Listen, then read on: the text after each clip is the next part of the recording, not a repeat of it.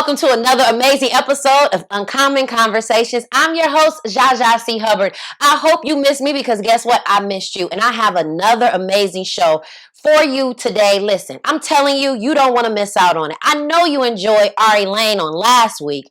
Listen, she brought the heat, but I have an amazing brother that's here right now. And ladies, I want y'all to get ready, okay? Because if you thought Ari was doing something with her words, this brother right here is going to set the stage on fire. My guest, Mr. Don McCaskill, also known as Brother Don, is getting ready to shut us all the way down. Listen, this Detroit native is an amazing father. He is a mechanic enthusiast. And listen, ladies, he loves the spoken word. And he's going to get you together not only with ways to help your life, encouraging words for love, but how we can help our community. Without further ado, help me welcome Brother Don. What up, though, Brother Don? What up, though? How you doing, Jaja? All with you as always. Listen, I'm super grateful that you could be with me on today. Listen, Don, I'm super grateful because not only have you been working with me behind the scenes, a lot of people don't know this, but you have spoken some really great encouraging words into my life. Tell me, Don, growing up in the city of Detroit, what made you tap into your love of words the way you do? So I grew up. I grew up originally in the Brightmoor community, and later on in life, we moved to Southfield. So it was kind of like it was supposed to be like a moving on up situation, but nonetheless, I was just always very mindful and aware of everything that was going on around me and the things that I see. I always was more so on the like intelligent, like dorky side. So a lot of the things that a lot of other kids got involved in, I just really wasn't in it. I wasn't built for it. I wasn't cut for it. I wasn't, whatever the case may be. And the way I look at it is I see that God had just a different plan and a different idea for me. And so it wasn't until my later formative years, like my teenage years, when I started really typing. I had some really tough English teachers. Shout out to Miss Shaw and all of them. But I had some English teachers that really poured into me, though. Actually, is what they did, and showed me different things and taught me different things. And I actually really hated writing at first, and as I continued to do it, at first forcefully, and then when I got a little older, not so much forcefully. I realized that I had a little bit of a gift and a little bit of a talent, and I just kind of just continue to go with that. And all I do is write about how I feel and what I see, and then always my favorite subject to write about is God. Now, tell us, growing up in Brightmoor and your household and some of the challenges, because you said you didn't like English. You didn't like school and some of the things. And like most young Black African-American young men, they don't like English or writing or having to express themselves either. What was that like growing up in that community and finding and discovering that love? It really more so was it was a self-discovery thing, and to be honest, it really kind of it really didn't come into play until later on in my life. Like when I got older and more mature, and I could kind of see things from a different perspective and see things a little bit better. But growing up in Brightmoor, yeah, I remember, like I said, I always definitely stuck out for sure. I wasn't the most popular person. I wasn't the coolest kid or anything like that. And what I did find out, especially amongst boys and men, was that I was a little bit more expressive than I found other males to be. Not just in Brightmoor, I mean all over. Even in my adult life, sometimes I can notice that I'm just a little bit more willing to talk about. I'm more willing to talk about things that, first of all, a lot of people don't really want to talk about. I'm a lot more willing to just be upfront about my emotions and my feelings and the things that I see. And I mean, I kind of pride myself of being on just a straight up person. Like I'm just like straight up. If I got Jaja, you know me, okay? If I want to know something, or if I see something going on, I'm just gonna straight up ask you, hey, look, what is up? Did I hurt you? I mean, what's up? What's happening? So that was one thing I definitely noticed as I was growing up, is that men didn't really seem too interested And first of all, talking a lot anyway. And secondly, definitely not too all that interested in talking about what I felt like was the deeper things. And so that's how that turned out. And then also, as I think I told you before, I did grow up. It was just me and my mom growing up, and I watched my mom do everything. I watched my mom handle everything on her own. I just watched her, and I took on a lot of that. My mom is the type that, like, she don't need nobody. You know what I'm saying? Get it on her own, and so I was never under the control. I guess is the word I want to use. I was never under the control of really anybody else other than my mom.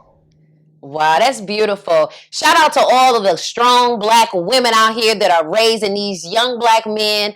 Now, Don, yes, because growing up, you're growing up in the Brightmoor area, and you notice that you're different from everyone else, and then you go off to the military. A lot of people have a lot of thought processes when it comes to the military, especially in the African American community, and in times past of how black people have been portrayed in the military. What were some of the reasons why you decided to go there opposed to college, and how did that affect you as an African American male?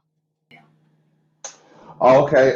So it again, I think it mostly came down at that time in my life. I was 17 or 17, 18. And at that time in my life, it really just kind of came down for me. Mostly it was the self awareness aspect, and it was the guarantee aspect. And so I knew that had I tried to go the route of just simply going to college, going to university, and trying to get me a degree and all that kind of thing, I knew that would be I knew that would be a struggle for me. I knew that I'm very social. I know that just going away, being alone, and just being surrounded by that college environment. I just knew that it wasn't going for me personally. For me personally, I was aware enough to know that it wasn't going to be a conducive environment for me to be productive in the way that a college university will want you to be productive. It was actually my mother she made the suggestion to me about the military. I'm not sure if she actually thought I was going to go or not, but my mother was also in the army for 6 years. And so she did make the suggestion to me about the military and said, hey, that's an option. And as it was coming time to start applying for colleges, which I did apply to a couple of colleges, some I got into, some I did not. And all my friends were going to college and things like that. I was like, I had to figure out something to do. I mean, it was time. I mean, I knew for a fact I was either going to go to school, get a job, or go to the military. I mean, and by the time April the 9th came around, which is my birthday, and I turned 18, I had better have something going on because I had to go. You know what I mean? So it was just time to grow up. And you know what's so crazy? I love that you say that, because a lot of people don't realize, when you're growing up, you get fed, get good grades, go to college, you get a good job. And you're coming out of Brightmoor. You like, man, what I'm seeing don't match up with my future. I need to do something. And like most 17, 16, 18, 19 year olds, they do get in trouble around that time because they don't know what they want to do, where they want to go. They end up hanging out on the block, hanging out with the local friends. Now you just a local whatever, hanging with whoever. So you decide to go off to the And military. then and once you get, how it goes, especially for our people. Once you get caught one time, even if you ain't even do nothing, it just by association, whatever, then it's pretty much over. And that's what I saw in Brightmoor a lot. I saw a lot of people, and don't get it twisted. Everybody, people think that people from certain hoods or whatever the case may be are like ghetto and uneducated and all this other kind of stuff, and that's not the case. There are some for sure, but that's not the case. What I saw was a community of people where everybody was getting up, going to work, and really just trying to make ends meet for their family. Now, so many options were presented to you, and you now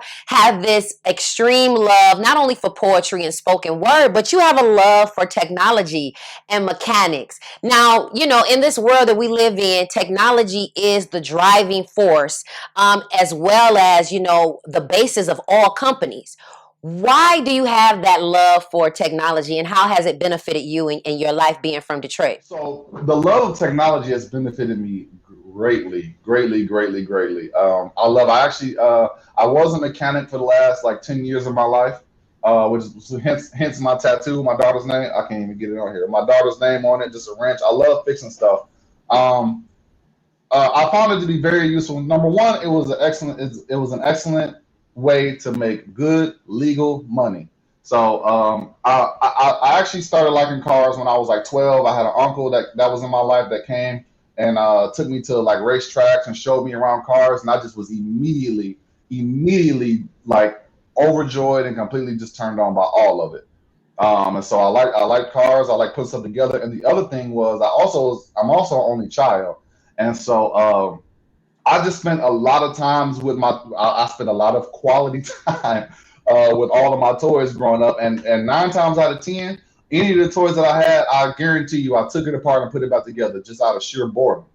And I enjoyed doing that. I had little tools when I was younger and everything. My mom did nurture the things that I was good at, the things that I like. She definitely nurtured that. And so most of my toys, all of my toys when I was a kid were either Legos or Hot Wheels. That was pretty much it until I got a computer. Then it was like all about video games. But so to this day, the love of technology, I was able to start my own mobile mechanic business, especially during times of hardship, because we all go through times of hardship as adults, when we're figuring it out.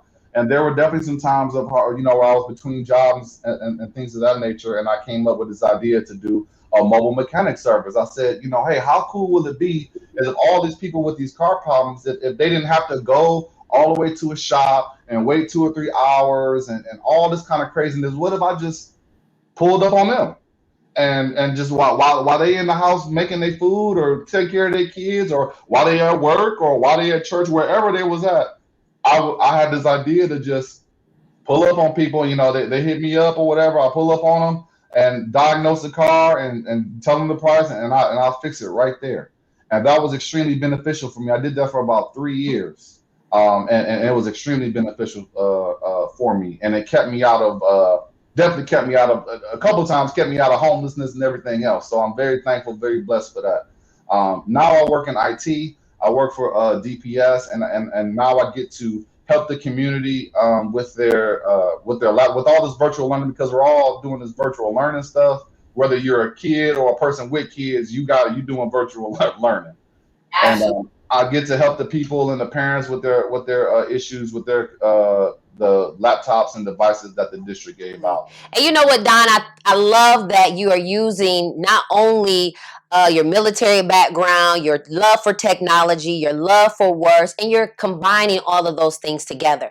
A lot of times people think that they can only do one thing, that they're only born to just love or create one thing, and God didn't create us to be that way. He wanted us to do so many things and be fruitful, multiply, and do all these great things. Now, you being the amazing young statuesque black king that you are, living in the world that we live in, what is it like being a black man, knowing the climate of the politics and knowing the climate of racism and discrimination, and knowing the things that you all have to face, you being a black man, me being a black woman, our black families? What are your thoughts, especially your words, when it comes to how you are as a man in this world? I mean, there's no denying that there is certainly a plethora of issues with the world, and more specifically the American government, and as far as the way that they treat African Americans and the way that they treat, and even the way that they treat women. With different pay wages and the police brutality every 5 seconds, and following me around in the store when I'm in there, all that kind of. I've experienced all of that, and not only that, but in the I personally felt like, since I spent a decade in the automotive industry, it seemed to me, as my personal, please don't sue me over nothing, but my personal opinion is that it seemed like the automotive industry was, at least the technician, the mechanic side of it, was predominantly white people. It puts you in a pickle, because it's like, okay, well, I need this job and I need this money, but this is affecting me and bothering me. And what I ended up a lot of the times doing was just saying, there were times where I spoke out and I spoke my mind, and what I realized quickly was like, okay, I'm doing that too much, because see, now I keep losing jobs or whatever because I'm flipping out on these white people at my job who keep walking up to me and asking me why they can't say the N word while saying the N word to me. I mean, this is stuff that happened to me on multiple different jobs, and it seemed like a pattern. It was consistent, and so there was a little bit of a combination of me having to like kind of like play the game, but also trying my best to be a good representation of a black person. Now, Brother Don, you have had the opportunity of being published in a multitude of books. You gifted me with the Brown Paper Sugar and A Journey for Us Through God's Grace and Mercy. Now, tell me about the experience of being a published author. You're taking your words from out of your mind and in your heart, and you're putting them on paper. And then now you took those papers and you put them in a book. Tell me about, how does it feel to know that the young man from Brightmoor that went to Southfield and military and all these great things is now a published author? Specifically, when it comes to being an author, it still feels weird to even hear that I'm a published author, that I'm an author. It's kind of weird to me because it was not anything that was in my plans. I never planned to be a published author. I never planned to be a poet. Was never even really thinking about it until a few years ago. And I say that to say that it does pay, and there's benefits in trusting God, because God did all of that. And even to this, and this is why I write the poems that I write, and I always include God in my poems, because I feel like God gave me the gift of words, despite because my situation, where I came from, and you even recognize that it's unlikely for a black man to come from where I come from and to end up where I end up. And that's why I say I know it was all God. It wasn't me, because I'm crazy. God guided me through all of this. When people tell me that, oh, you're a young black published author, I'm like, yeah, I am, but God did it. And so God gave me the gift, and I just give it right back to him. When I write my poems and I'm thinking about what I'm going to say to any group of people, black people, white people. I did a show. We met when I did the thing for human trafficking. I mean, I make sure that I include somewhere in the poem that, hey, God sees this as well, and God is also involved in this situation as well. So I don't ever want to forget about that. And you know what's so amazing that you brought that up about, human trafficking.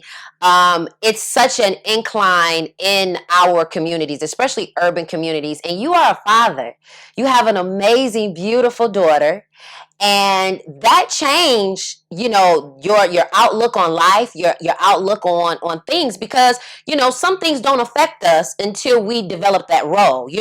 We were at the human trafficking event, and, I've never had it affect me personally, but we end up linking up. And because that was a importance of people we know and love, it became an importance of ours. Now, you have a daughter, and because human trafficking is increased significantly in urban communities, tell me about your love for fatherhood and why it's important for fathers to be involved in the lives of their children. Especially in the black community, I mean, we need our fathers. One major aspect for me, as I mentioned earlier, is that my father was absent. He was just not around, and he was not even in jail or on drugs or anything. He just simply was not around. And so for that reason, along with a lot of other reasons, obvious reasons, it was just, I mean, even when I was like 9, I myself, like, I don't care what kind of relationship situation I have. I don't care what I got to go through. Like, my child is not going to grow up on this earth without a father, period. At least, I mean, even if her mama try to keep me away, look, she know I exist, but I thank God I don't got none of those kind of problems. And so it's important to me. And the other part that makes it so personal for me is, like, I know a lot of people very personally who they haven't been trafficked, but they have been sexually abused. A lot of women that I know in my life, just a lot of people in my life have been sexually abused at a young age. And so this is something that really concerns me, and really it really just kind of hits home for me. And so I just make sure that I teach my daughter, I just try to keep her moral compass straight. I teach her the difference between right and wrong. I teach her, about lying and stuff like that. And I definitely tell her, I've had a couple of conversations with my daughter, and just kind of let her know that, hey, when you're surfing the internet, and when you're, like watching YouTube, when you're playing Roblox, when you're doing this, that, and playing Xbox or whatever, because me and my daughter get down on some games, okay? Come holla at us. We'll teach you some lessons. But when she's playing games and stuff like that, I tell her, I say, you have to be careful about who you talk to, and things like that, because there are a lot of people out here who are out to hurt you in ways that I can't even begin to explain to you right now. Absolutely. And I think that that's extremely important when a child or children have that love from people who genuinely care and love for them.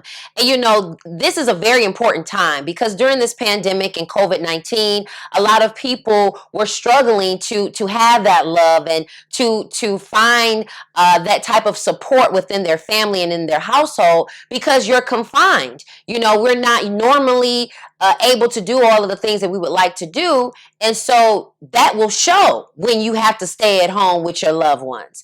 Now, how have you been affected during this time frame, during this pandemic and during COVID-19?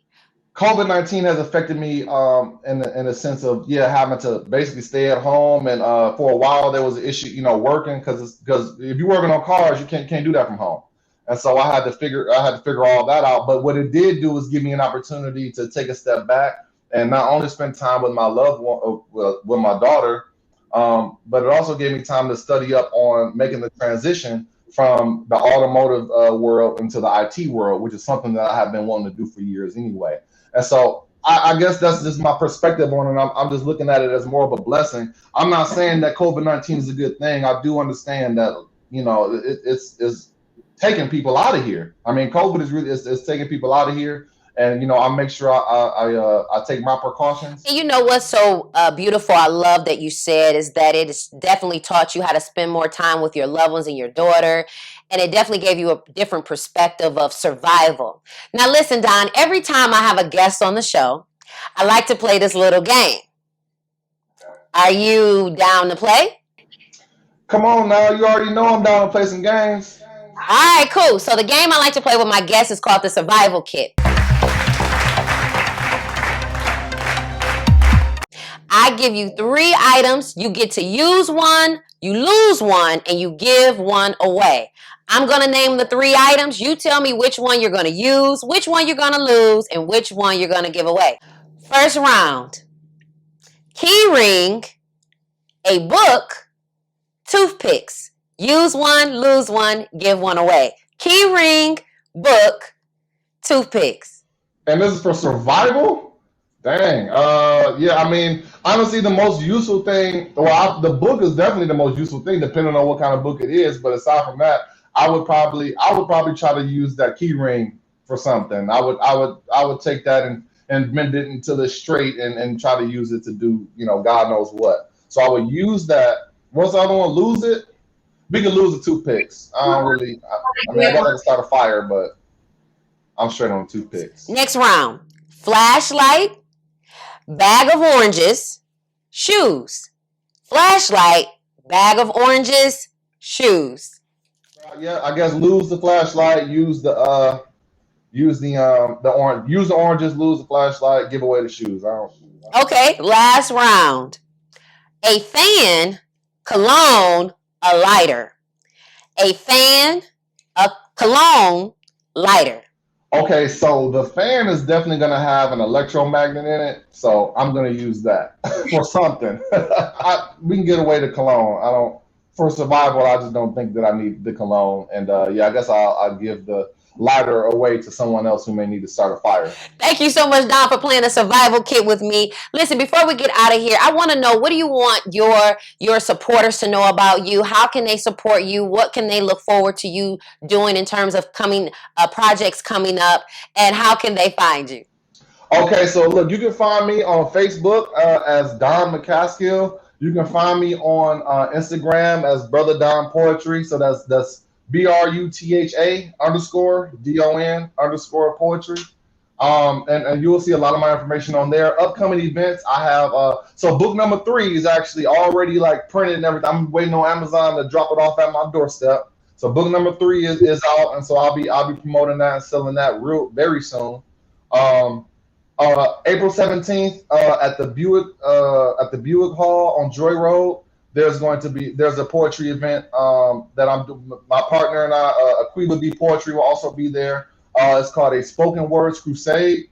And it's going to be Saturday, April 17th at the Buick Hall. It's a $10 entry fee. But look, we got some really, really good Chicago poets, and then we have some good Detroit poets. And so we're just going to do some live poetry and some testimonies, because we always got to give the glory to God. Listen, I have my guest on the show, Mr. Brother Don, in the building. Listen, make sure that you guys go and support Brother Don as he continues to build his international spoken word artistry and venues and events. And make sure that you get out here and grab his newest copy of his books. Listen, that was the power of a conversation. I hope you enjoyed today's show. Listen, I want to hear all about how you feel about the show. Write to me at P.O. Box 27866, Detroit, Michigan 48227. And if you don't want to write to me, guess what? Send me an email. I want to hear all about it at www.jajachubbard.com. And listen, make sure that you follow us on social media at Jaja C. Hubbard. I would love to hear it from you.